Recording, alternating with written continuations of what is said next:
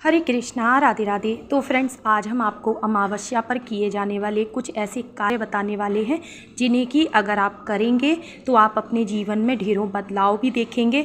और आप देखेंगे जिन भी कार्यों में आपकी रुकावटें आ रही थी, बाधाएं आ रही थी, दुख दारिद्र्य ख़त्म होने का नाम ही नहीं ले रहे थे, वो सब चीज़ें ठीक होने लगी हैं। तो फ्रेंड्स, हिंदू धर्म में एकादशी, पूर्णिमा, अमावस्या इन तिथि का विशेष महत्व होता है और तो इन तिथियों को आप व्यर्थ में कभी ना जाने दें। तो फ्रेंड्स, अमावस्या से एक दिन पहले ही मैंने अपने घर की किचन को अच्छे से साफ़ किया सारे। और आप भी अपने घर की किचन में एक बार चेक ज़रूर से कर लें, कहीं भी कोई गंदगी नहीं होनी चाहिए। और ख़ास करके दाल या चावल कोई ऐसी चीज़ ना हो जिसमें कीड़े लगे हुए हों। अगर ऐसा कुछ भी है तो अमावस्या के दिन आप उसे निकाल के बाहर करें, ठीक है। किसी भी तरह का कूड़ा कचरा घर की किचन में नहीं होना चाहिए। तो देखिए, तो क्योंकि कल से नवरात्रे भी शुरू हो रहे हैं तो हमने अपनी किचन को अच्छे से क्लीन कर लिया। और कुछ खाली बॉक्स थे, ये हमने निकाल लिए हैं धो के साफ़ करके। इसमें जो है पूजा का सामान रखने के ये काम आ जाएंगे। और कुछ डब्बे हमने अलग कर लिए हैं जिसमें कि पंचमेवा या फिर माता रानी की भोग सेवा का जो भी सामान होगा वो हम अच्छे से रख सकेंगे। तो किचन को त्योहारों पे हमें एक बार डीप क्लीन ज़रूर से कर लेना चाहिए।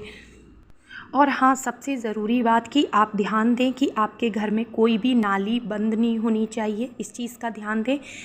तो जो भी आपका सिंक एरिया है वहाँ पे पानी अच्छे से पास हो, ठीक है।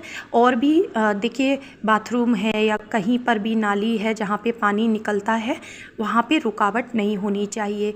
दूसरा, टूटी फूटी झाड़ू है तो वो आप अमावस्या के दिन घर से बाहर कर दें।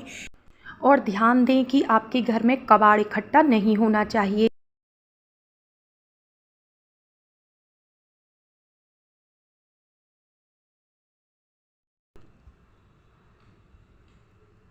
अगर आप इन सामानों को इकट्ठा करके रखेंगे तो देखेंगे कि आपके जीवन में कभी भी उन्नति तरक्की नहीं आएगी। तो यहाँ पे देखिए, हमने पूजा के सभी बर्तन भी पीताम्बरी की मदद से साफ़ कर लिए हैं।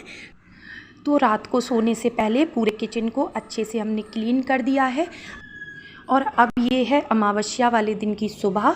तो सुबह सुबह घर की नीचे अच्छे से साफ़ सफाई की, घर की दहलीज को चमकाया, ठीक है। उसके बाद मैं आ गई थी घर की छत पे मैंने झाड़ू लगाई, सारे पेड़ पौधों में पानी दिया, जो भी जगह धुलने की थी उसे मैंने धुल के साफ़ किया। देखिए, घर की छत एकदम चमक गई है। और जो बर्तन पक्षियों के पानी पीने के होते हैं उन्हें भी देखिए मैंने अच्छे से साफ़ कर दिया है चमका के, और फिर से इनमें साफ़ ताज़ा पानी भर दिया है। और ये मेरे हस्बैंड के जूते हैं जो कि मैं धो के ले आई हूँ, क्योंकि आज 2 अक्टूबर है तो आज छुट्टी भी है, तो वो घर पे ही रहेंगे। तो आपके यहाँ ये काम कौन करता है मुझे ज़रूर से बताना कमेंट में। और उसके बाद मैंने जितने भी डोरमैट थे, दरी थी, वो मैंने धो के सुखा दी हैं। तो फ्रेंड्स, मैं रोज़ाना रात को एक रोटी निकाल के रखती हूँ सुबह पक्षियों के लिए। और जब मैं सुबह छत पे झाड़ू लगाने आई थी तभी मैंने रोटी के टुकड़े करके डाल दिए थे। दीवार पे देख सकते हैं आप, रखे हुए हैं। और बस देखिए, कौवे आ चुके हैं खाने के लिए। बहुत अच्छा लगता है जब ये खा के उड़ जाते हैं। और उसके बाद मैंने नीचे आके स्नान किया। स्नान के बाद मैंने मंदिर की पूजा की और राधा रानी को स्नान कराया। हल्का फुल्का सा इनका श्रृंगार किया है, ज़्यादा हैवी नहीं किया है। छोटे लड्डू गोपाल को भी स्नान करा दिया। और यहाँ देखिए, हमारे बड़े लड्डू गोपाल का स्नान हुआ है। और देखिए कितने प्यार से गोदी में चिपक के लेट गए हैं। इनको बड़ा आनंद आता है इस तरह से सेवा लेते हुए। तो इनका भी श्रृंगार करके हम जल्दी से इनको बैठा देते हैं, क्योंकि आज काम भी बहुत ज़्यादा है इसलिए। तो बस हमने यहाँ पे धूप दीप से आरती कर दी भगवान की। और तुलसी मंजरी हमने ठाकुर जी को अर्पित कर दी थी। दूध और मखाने का भोग लगाने के बाद मैं चली गई थी सीधा किचन में। तो आज हमने बनाई है भंडारे वाली सब्ज़ी। और क्योंकि अमावस्या है तो खीर तो बनना ज़रूरी है। तो यहाँ पे एक तरफ हमने खीर तैयार कर ली है, साथ ही में हमने पूड़ियों के लिए आटा भी लगा के रख लिया है, ये देख सकते हैं आप। और अब हमने गर्मा गर्म पूड़ियाँ तल ली हैं और अब हम लगाएंगे सबसे पहले गाय के लिए पूड़ी। तो पूड़ी पे मैं यहाँ पे खीर और सब्जी रख करके गाय की पूड़ी अलग कर दूँगी और उसके बाद सबसे पहली जो भोग थाली निकलेगी वो होगी हमारे ठाकुर जी की।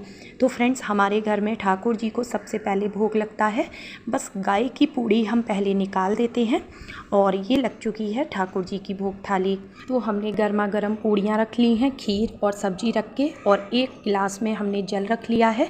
कभी भी बिना जल के ठाकुर जी को भोग नहीं लगाना चाहिए। तुलसी पत्र डाल के सारे भोग में, और अब हम ठाकुर जी को देखिए भोग लगा चुके हैं। और अभी हम में से ये कोई भी नहीं खाएगा, हम इसको उठा के ढक के रख लेंगे प्रसाद को। और अब हमने देखिए यहाँ पे एक थाली और लगा ली है जो कि अपने पितरों के नाम से लगाई है, जो कि हमें अमावस्या के दिन ज़रूर से निकालनी चाहिए। और थोड़े से देखिए काले तिल हमने इसके ऊपर डाल दिए हैं, जल के लोटे में भी काले तिल हमने डाल लिए हैं। और ये थाली हम थोड़ी देर अपने घर में रखेंगे, पितरों का ध्यान करेंगे, जिससे कि हमारे कोई भी पितर अगर भूखे हैं तो वो आके भोजन ग्रहण कर सकें। तो फ्रेंड्स, जिन लोगों के यहाँ पर भी श्राद्ध होता है वो अग्नि पर जो है भोग ज़रूर दें अपने पितरों को। लेकिन देखिए अभी मैं श्राद्ध नहीं करती हूँ किसी का भी, क्योंकि अभी मेरे सास ससुर हैं, मेरा परिवार भरा पूरा है। तो लेकिन हाँ, मैं हर अमावस्या पर एक थाली भोजन ज़रूर निकालती हूँ। और अगर पितृ अमावस्या है तो इस पर कभी भूलना ही नहीं है, इस चीज़ का आप ध्यान रखें। तो और यहाँ पे हमने चींटियों के लिए देखिए आटा भून के तैयार किया है। घी में आटा भूना, उसमें पिसी हुई चीनी मिला दी है और साथ में थोड़े से काले तिल मिला दिए हैं।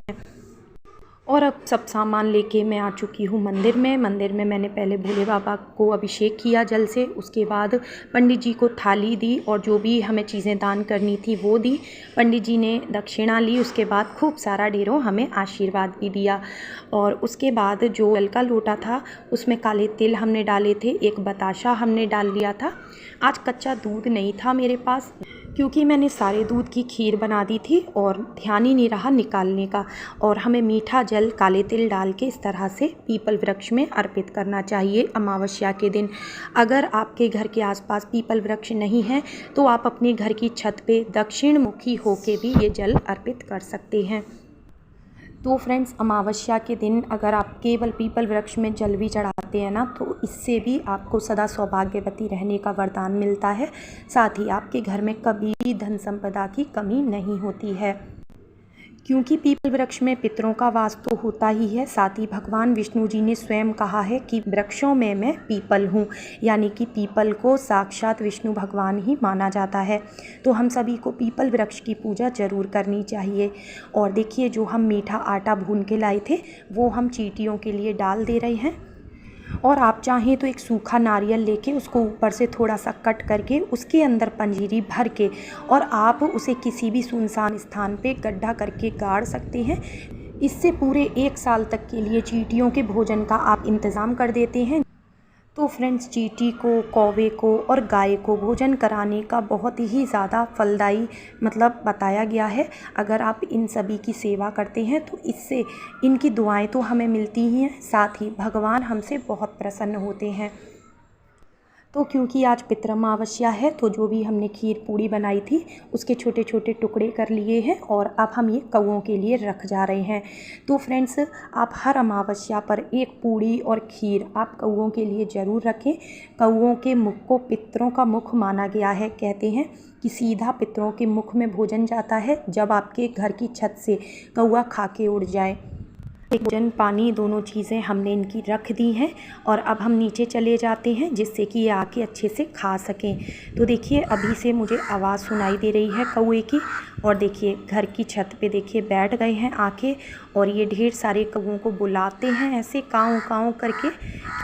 तो फ्रेंड्स, हमारे घर की छत पे पक्षियों का आना बहुत ही अच्छा माना जाता है। और देखिए खाने की व्यवस्था हमने कर दी है, अब हम नीचे चले जाएंगे जिससे कि ये अच्छे से खा सकें।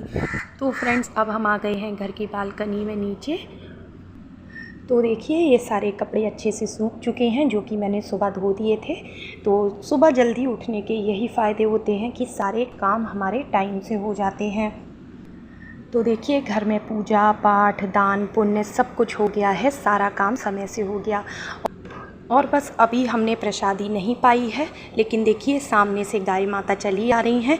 तो वैसे तो अभी हमने नीचे गाय को पूड़ी खिला दी थी, उसके बाद फिर से मैं पूड़ियाँ लेके गई खीर रख के, और मैंने सारी गायों को खीर पूड़ी खिलाई।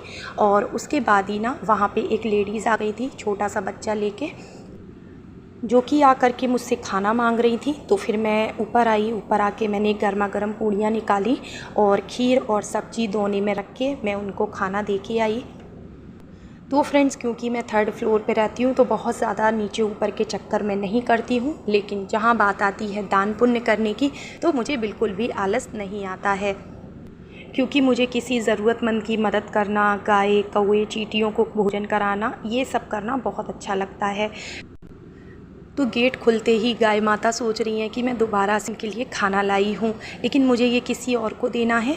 तो फ्रेंड्स, अमावस्या के दिन ये छोटे छोटे से दान पुण्य और ये छोटे छोटे से कार्य जो कि मैंने आपको वीडियो में करके दिखाए हैं, ये हमारे जीवन में ढेरों बदलाव लाते हैं। तो फ्रेंड्स, वीडियो पसंद आया हो तो वीडियो को लाइक कमेंट शेयर ज़रूर करना, चैनल को सब्सक्राइब कर लेना। राधे राधे।